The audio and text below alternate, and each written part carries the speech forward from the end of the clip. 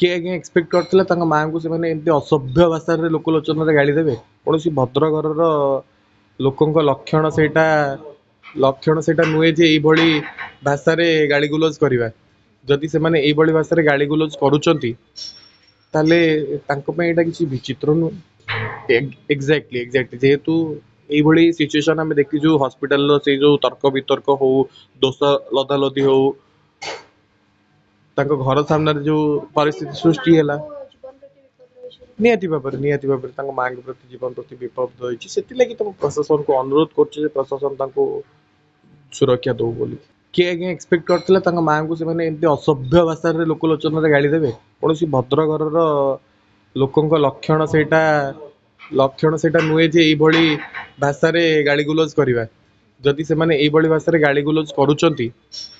किसी विचित्र नुहे एक्जाक्टली जेहेतु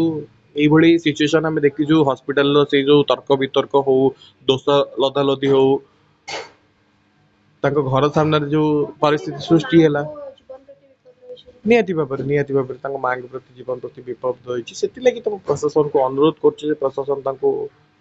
सुरक्षा दो बोली किए आज्ञा एक्सपेक्ट करथिला माँ को से असभ्य भाषा लोकलोचन गाड़ी देवे कौन भद्र घर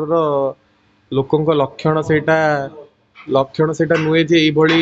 भाषा गाड़ी गुलज करवा जदि से भाषा गाड़ी गुलज करुँच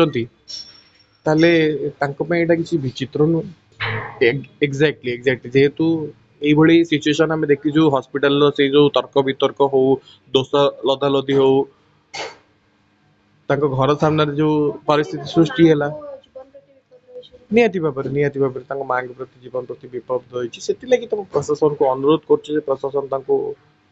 सुरक्षा दो बोली किए आज्ञा एक्सपेक्ट करथिला माँ को से असभ्य भाषा लोकलोचन गाड़ी देवे कौन भद्र घर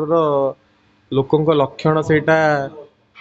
से नुहे जे यही भाषा गाड़ी गुलज करवा जदि से भाषा गाड़ी गुलज करुँच किसी विचित्र नुहे एक्जाक्टली जेहेतु यही सिचुएशन आम देखीचु हॉस्पिटल से जो तर्क वितर्क हो दोष लदा लदी हो घर सामने जो परिस्थिति सृष्टि है निहाती भाव माँ के प्रति जीवन प्रति विपद रही से तुम प्रशासन को अनुरोध कर प्रशासन सुरक्षा दो बोली